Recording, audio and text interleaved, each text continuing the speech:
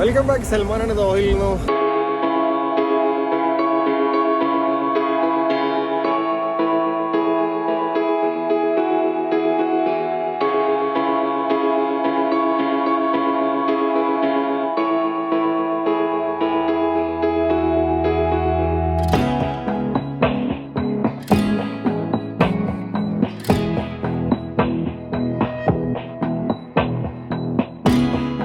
World കപ്പിന് ശേഷം വീണ്ടും ഓർമ്മപ്പെടുത്താനായിട്ട് നമ്മൾ വേൾഡ് കപ്പ് 97 സ്റ്റേഡിയത്തിലേക്ക് അഗൈൻ പോണ്. ഫിഫ ഇന്റർനാഷണൽ കോണ്ടിനൽ കപ്പ് നടക്കുന്നുണ്ട്. റയൽ മാഡ്രിഡ് വരുന്നുണ്ട്. ഡിസംബർ 18 റയൽ മാഡ്രിഡ് വരുന്നത്. അതിന് മുന്നോടിയായിട്ട് കുറച്ച് മാച്ചസ് ഉണ്ട്. ഫിഫ വേൾഡ് കപ്പിന്റെ അതേ ഒരു പ്ലാനിങ്ങിലാണ്. ഏകദേശം അതിനോട് അടുത്തൊരു ലെവലിലാണ് ഇവർ ചെയ്തിട്ടുണ്ട്. പ്രോഗ്രാമൊക്കെ ഉണ്ട്. ചെക്കിങ് കഴിഞ്ഞാൽ നേരെ അകത്ത് ഇതാ നമ്മൾ ആ ഒരു ഏരിയയിലേക്ക് പോവാം. ഫസ്റ്റ് നമുക്ക് എങ്ങനെ ഫസ്റ്റ് പോകണം ഇതിന്റെ ജസ്റ്റ് പ്രോഗ്രാം ഒന്ന് നോക്കട്ടെ. അതിന് ശേഷം അകത്തേക്ക് കയറാന്നുള്ളതാണ് ഒരു ഫീലിംഗ് കിട്ടും. അതെ അതെ അതെ അതെ അതെ.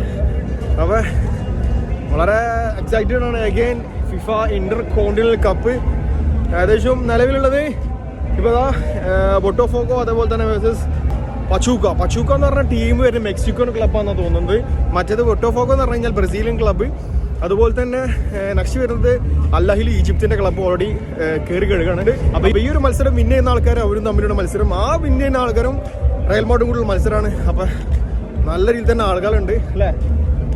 അടുത്ത വർഷം നമ്മൾ ഇതേ ടൈമിൽ അറബ് കപ്പും പിന്നെ ഫിഫ അണ്ടർ-17 വേൾഡ് കപ്പ് ഒക്കെ വരുന്നുണ്ട്. അപ്പൊ ഏകദേശം നല്ലൊരു ഇവന്റ് തന്നെയാണ് ഇനി ഖത്തറിൽ വരാൻ പോകുന്നതൊക്കെ. അപ്പൊ ഡിസംബർ 18 നാഷണൽ ഡേ അന്നാണ് ഈ ഒരു ഫൈനൽ വരുന്നത്. ലിസ്ബൺ സ്റ്റേഡിയത്തിൽ റയൽ മാഡ്രിഡ് വേഴ്സസ് ഏതായിരിക്കും എന്ന് അറിയില്ല. ഞാൻ ചൂസ് ചെയ്യുന്നത് എനിക്ക് തോന്നുന്നത് ഒന്നുകിൽ അൽ അഹിലി ഇല്ലെന്നുണ്ടെങ്കിൽ ബൊട്ടോഫോക്കോ എന്ന് പറഞ്ഞ ഈ ഒരു ക്ലബ്ബായിരിക്കും ബ്രസീലിന്റെ.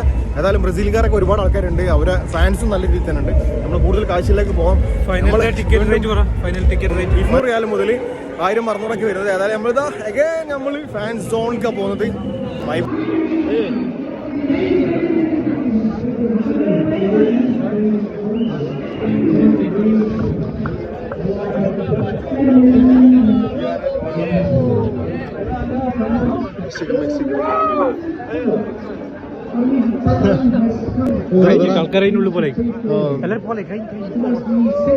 ഇനി അരമണിക്കൂറുള്ളൂ.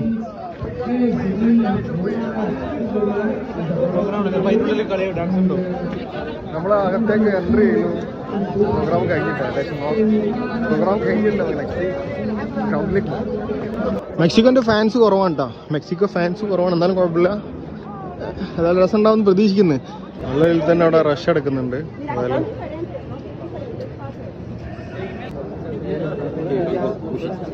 this one is this one. Okay, thank you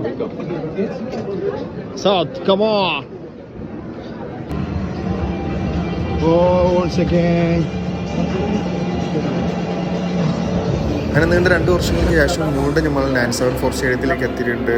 last കണ്ടത് സൗത്ത് കൊറിയ ബ്രസീൽ മാച്ചാണ് ഫിഫ വേൾഡ് കപ്പിൽ. FC പച്ചൂക്കൻ്റെ ഇൻസ്റ്റാഗ്രാമിൽ ചോദിച്ചു, അവരെ ഫാൻസിനോട് ചോദിച്ചപ്പോൾ അവർ പറഞ്ഞത് കാനഡ അതുപോലെ തന്നെ മെക്സിക്കോ അതിൽ വരുന്ന അവിടുത്തെ ആ ഒരു ലീഗിലെ ചാമ്പ്യന്മാരാണ് പച്ചൂക്ക് വരുന്നത്. FC പച്ചൂക്കോ. പിന്നെ ബൊട്ടാഫോക്കോ എന്ന് പറഞ്ഞു കഴിഞ്ഞാൽ ബ്രസീലിൻ്റെ ലീഗിലുള്ള ടീമാണ്.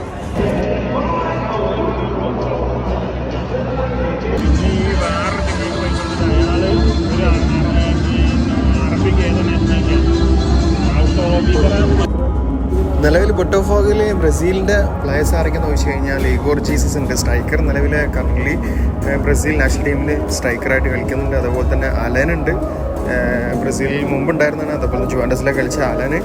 അതുപോലെ തന്നെ നെക്സ്റ്റ് വരുന്ന ഹെൻഡ്രിക് ആണുള്ളത്. ഹെൻഡ്രിക്ക് നിലവിൽ ബ്രസീൽ പ്രീമിയർ ലീഗിലെ ബെസ്റ്റ് പ്ലെയറൊക്കെ ഉണ്ടാവും. ഇതാണ് നമ്മൾ പറഞ്ഞ ഇഗോർ ജീസസ്. നിലവിൽ ബ്രസീൽ നാഷണൽ ടീമിൻ്റെ സ്ട്രൈക്കറാണ്.